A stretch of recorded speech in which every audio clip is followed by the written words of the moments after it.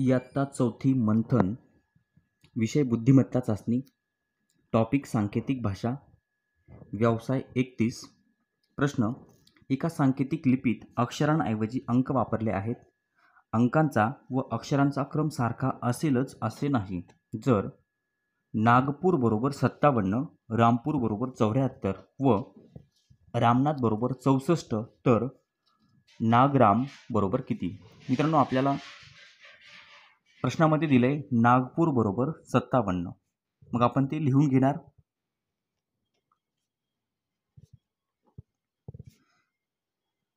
नागपूर बरोबर 57, रामपूर बरोबर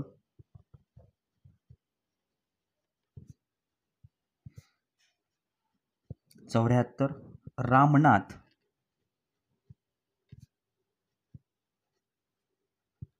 बरोबर 64. तर आपल्याला विचारले नागराम बरोबर किती?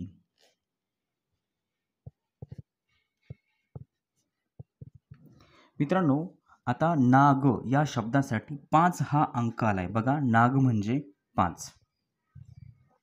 मग आपल्याला विचारलंय नाग, नागसाठी आपण 5 लिहिणार. आणि राम, राम या शब्दासाठी आपण आता या ठिकाणी पण राम आहे आणि या ठिकाणी पण राम आहे. म्हणजे दुसऱ्या आणि तिसऱ्या दोनही अक्षरामध्ये राम राम आहे. आणि दुसऱ्या आणि तिसऱ्या अक्षरामध्ये कॉमन अंक कोणता असेल तर तो आहे 4. म्हणजे या ठिकाणी 4 आणि या ठिकाणी सुद्धा 4. म्हणजे राम बरोबर 4. म्हणजे नागराम बरोबर 54 हे आपलं उत्तर असेल. म्हणून पहिल्या प्रश्नाचं उत्तर असेल पर्याय क्रमांक 2, 54. प्रश्न 2 व 3 साठी एका सांकेतिक लिपीत रजत बरोबर 651, गरज बरोबर 861, तगर बरोबर 518 तर दुसरा प्रश्न आहे गजर बरोबर किती? आणि तिसरा प्रश्न 561 या संख्येने कोणता शब्द तयार होईल? मित्रांनो, आपल्याला प्रश्नामध्ये काय दिले? रजत. रजत बरोबर 651. त्यानंतर गरज, गरज बरोबर 861 आणि तगर, तगर बरोबर 518. तर या ठिकाणी आपण हे एकदा समजून घेऊया. तर पहिल्या आणि दुसऱ्या शब्दामध्ये कॉमन कोण आहे? तर पहिल्या, दुसऱ्या आणि तिसऱ्यामध्ये कॉमन आपल्याला बघा र, र आणि या ठिकाणी पण र आहे. म्हणजे 3 ठिकाणी र कॉमन आहे. आणि 3 ठिकाणी कोणता अंक कॉमन आहे? तर 1, 1 आणि 1. म्हणजे र बरोबर 1 हे आपलं फिक्स झालं. र बरोबर 1. त्यानंतर आता 1 आणि 2 मध्ये कॉमन कोण आहे? तर 1 आणि 2 मध्ये ज, ज कॉमन आहे. हे बघा 2 नंबरला ज आणि ज. आणि पहिल्या आणि दुसऱ्या संख्येमध्ये कुठला अंक कॉमन आहे? तर 6 हा कॉमन आहे. म्हणजे ज बरोबर 6, ज बरोबर 6 हे आपलं फिक्स झालं. आता 2 मध्ये आणि 3 मध्ये कुठलं अक्षर कॉमन आहे? तर ग या ठिकाणी कॉमन आहे. 1, 2, 3 नंबर दिला याला. 1, 2, 3. म्हणजे ग हे 3 नंबरला आपण घेतोय. आणि दुसऱ्या आणि तिसऱ्या अंकामध्ये कुठलं अंक कॉमन आहे? तर 8. 1, 2, 3. 1, 2, 3. म्हणजेच ग बरोबर 8. आता हे 3 अंक आपल्याला 3 अक्षर आणि त्यांना अंक आपल्याला मिळालेत. आता त राहिलं या ठिकाणी. पहिल्यामध्ये आणि शेवटच्यामध्ये त कॉमन दिसतंय. आणि पहिल्यामध्ये आणि शेवटच्यामध्ये 5, 5 हा अंक आहे. म्हणजे बघा 1, 2, 3, 4. 1, 2, 3, 4. त कॉमन आहे. त बरोबर पहिल्यामध्ये आणि तिसऱ्या संख्येमध्ये 5 आहे. म्हणजे त बरोबर 5. 1, 2, 3, 4. 1, 2, 3, 4. म्हणजे मित्रांनो त बरोबर 5. आता कुठले अंक आणि कुठला अक्षर आणि कुठला अंक राहिला आहे? तर या ठिकाणी कुठलंच राहिलेलं नाही आहे. तर आता यावरून आपण प्रश्नांची उत्तरं देऊ शकतो. दुसरा प्रश्न आहे गजर. मित्रांनो, ग बरोबर आलंय 8, ज बरोबर आलंय 6 आणि र बरोबर आलंय 1. म्हणजे 861. दुसऱ्या प्रश्नाचं उत्तर असेल 861. म्हणजे दुसऱ्या प्रश्नाचं उत्तर आहे पर्याय क्रमांक 1. आणि त्यानंतर तिसरा प्रश्न आहे 651. मित्रांनो, हा तिसरा प्रश्न 561 विचारले आपल्याला. 561 बरोबर. आता 5 म्हणजे काय? तर 5 म्हणजे त. 6 म्हणजे काय? तर 6 म्हणजे ज. त, ज आणि 1 म्हणजे काय? तर र. तर 561 म्हणजे त, ज, र म्हणजे या ठिकाणी पर्याय क्रमांक 3 हे आपलं उत्तर आहे. तिसऱ्या प्रश्नाचं उत्तर पर्याय क्रमांक 3. मित्रांनो, या पद्धतीनं आपण 2 आणि 3 हा प्रश्न सोडवला आहे. प्रश्न चौथा. एका सांकेतिक लिपीत अक्षरांऐवजी चिन्हे वापरली आहेत. अक्षरांचा व चिन्हांचा क्रम सारखा असेलच असे नाही. खालील माहितीचे निरीक्षण करून त्याखालील प्रश्न सोडवा. मित्रांनो, पसर हा आपल्याला शब्द दिलाय. पसर बरोबर चौकोन, त्रिकोण आणि वर्तुळ. त्यानंतर सनद बरोबर भरलेला गोल, त्यानंतर गोल, त्यामध्ये गुणाकाराचं चिन्ह आणि त्यानंतर आहे पुन्हा चौकोन. त्यानंतर दिलाय नरक. नरक बरोबर त्रिकोण, गोल, त्यामध्ये गुणाकाराचं चिन्ह आणि त्यानंतर स्टार आहे भरलेला. तर मित्रांनो, यावरून आपल्याला प्रश्न सोडवायचा आहे. कसर बरोबर काय? क, स आणि र. कसर बरोबर किती? आता आपण यामध्ये कॉमन काय काय आहे ते समजून घेणार. पहिल्या शब्दामध्ये स हे अक्षर कॉमन आहे. बघा, त्याला एक एक एक रेषा आपण या ठिकाणी ओढणार.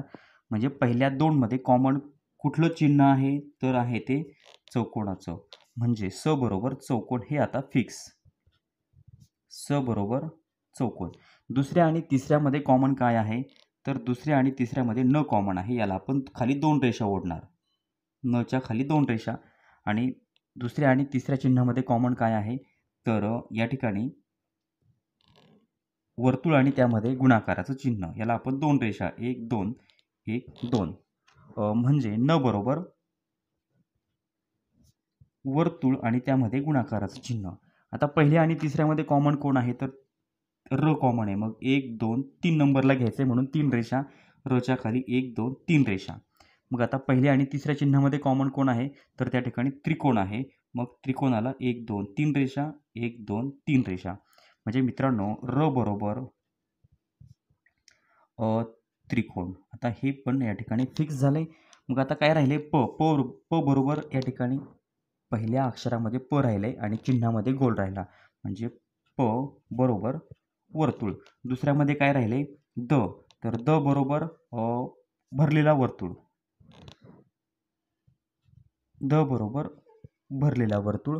आणि सर्वात शेवटी जर बघितलं तर क म्हणजे भरलेला स्टार. मित्रांनो, क बरोबर भरलेला स्टार. तर यावरून आपण कसर हा शब्द काढू शकतो. क साठी भरलेला स्टार या ठिकाणी आपण इथेच मी काढून दाखवतोय. क म्हणजे भरलेला स्टार, स म्हणजे चौकोन आणि र म्हणजे त्रिकोण. म्हणजे भरलेला स्टार, चौकोन आणि त्रिकोण हे आपलं उत्तर आलंय. म्हणजे चौथ्या प्रश्नाचं उत्तर असेल मित्रांनो पर्याय क्रमांक 2. या ठिकाणी बघा, भरलेला स्टार, चौकोन आणि त्रिकोण. चौथ्या प्रश्नाचं उत्तर पर्याय क्रमांक 2. प्रश्न 5वा. एका सांकेतिक भाषेत जर डी बरोबर 6, मित्रांनो डी बरोबर 6, एफ बरोबर 4, आय बरोबर 1 आणि जे बरोबर 0 असेल तर आय गुणिले जे अधिक डी वजा एफ बरोबर किती? मित्रांनो, आता आयची किंमत आहे 1 गुणिले जे म्हणजे 0, 1 गुणिले 0 अधिक डी म्हणजे 6 आणि वजा एफ म्हणजे 4. ही पदावली सोडवायची आपल्याला मित्रांनो. सर्वात अगोदर पदावलीच्या नियमाप्रमाणे आपण गुणाकार करणार. 1 गुणिले 0 म्हणजे गुणाकार 0 येईल, अधिक 6 वजा 4. त्यानंतर आपण बेरीज करणार. 0 अधिक 6 6च होईल आणि वजा 4. 6 मधनं 4 गेले. मित्रांनो, आपलं सर्वात शेवटी उत्तर आलेलं असेल 2. 2 हे आपलं या ठिकाणी उत्तर आहे. म्हणजे 5व्या प्रश्नाचं उत्तर पर्याय क्रमांक 3 2. प्रश्न 6 ते 8 पुढील सांकेतिक भाषेतील खुणा लक्षात घेऊन प्रश्न 6 ते 8 सोडवा.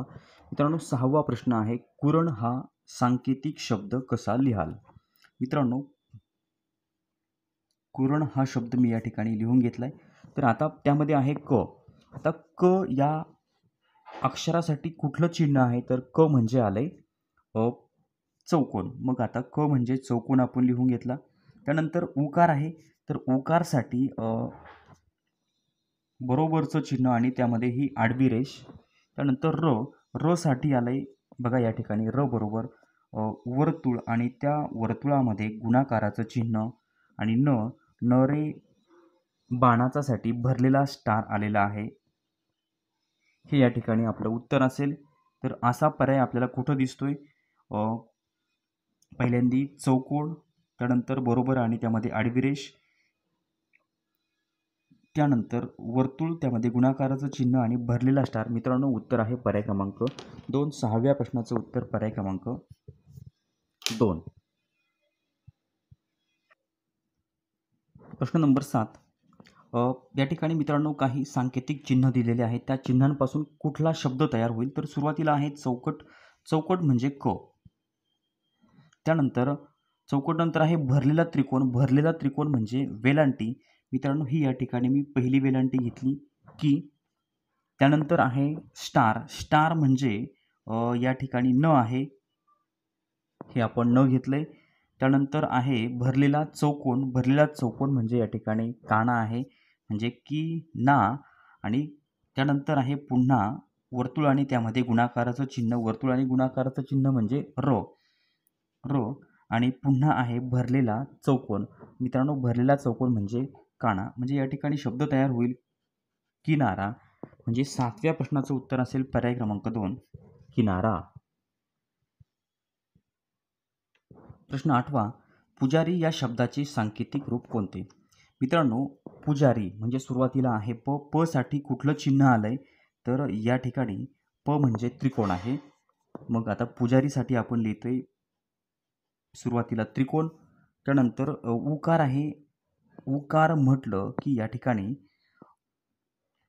बरोबरचं चिन्ह आणि त्यामध्ये आडवी रेष, जारी. आता ज म्हणजे ज साठी भरलेला गोल आलाय, त्याला आहे काना.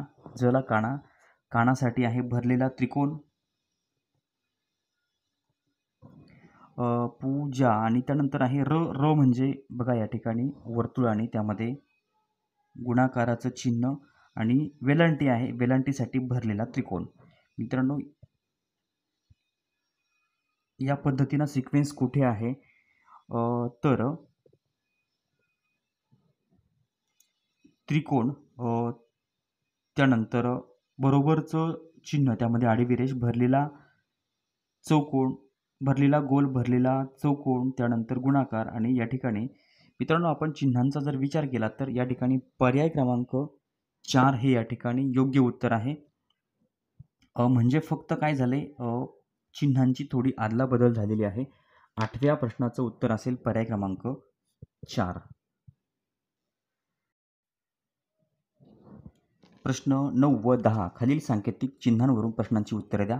प्रश्न 9वा, सारखा या शब्दाचा समानार्थी शब्द खालीलपैकी कोणता? मित्रांनो, सारखा या शब्दाचा समानार्थी शब्द होईल सारखा म्हणजे समान.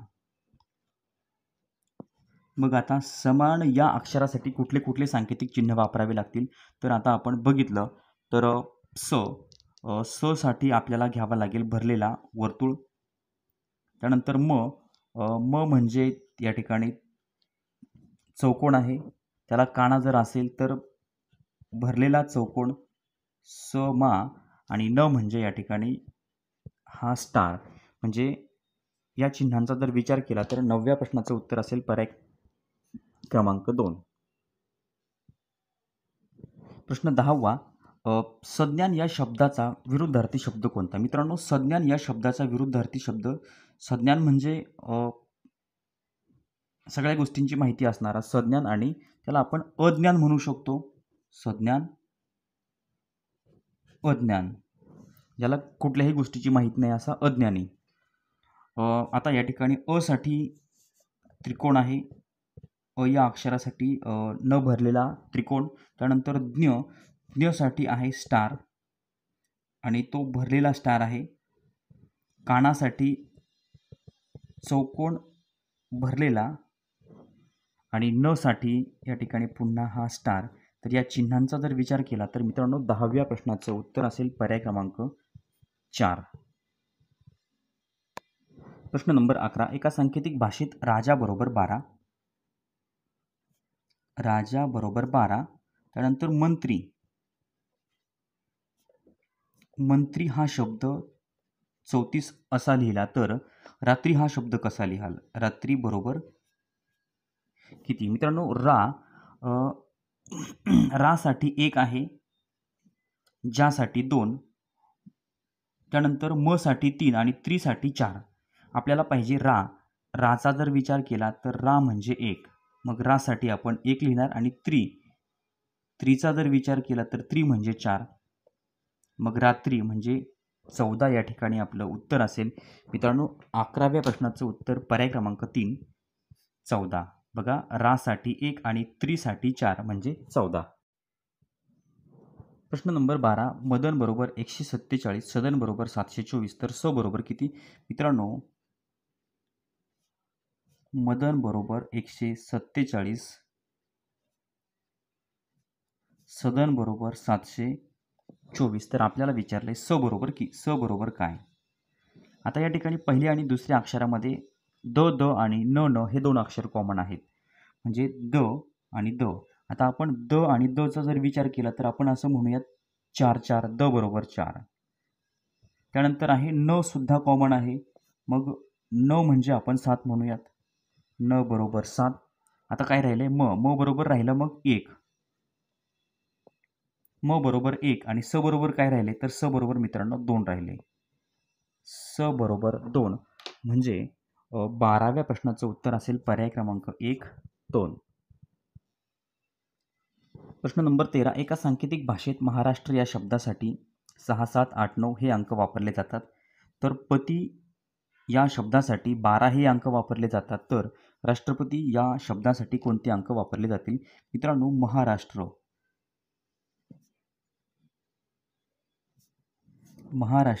बरोबर 6 7 8 9, त्यानंतर पती बरोबर 12 आणि आपल्याला विचारले राष्ट्रपती बरोबर कोणते अंक वापरले जातील? राष्ट्रपती.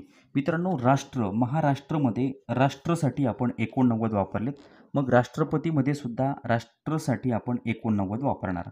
आणि पती म्हणजे 12, मग या ठिकाणी राष्ट्रपतीमध्ये शेवटचे पतीसाठी आपण 12 वापरणार, म्हणजे 8 9 1 2 म्हणजे 8912. हे आपलं उत्तर असेल 13व्या प्रश्नाचं उत्तर पर्याय क्रमांक 3 8912. प्रश्न नंबर 14. जवान बरोबर 123, महान बरोबर 543, कमान बरोबर 673, महाजन या शब्दासाठी कोणते अंक वापराल? मित्रांनो जवान बरोबर 123, त्यानंतर महान बरोबर 543, त्यानंतर कमान बरोबर 673, तर आपल्याला विचारले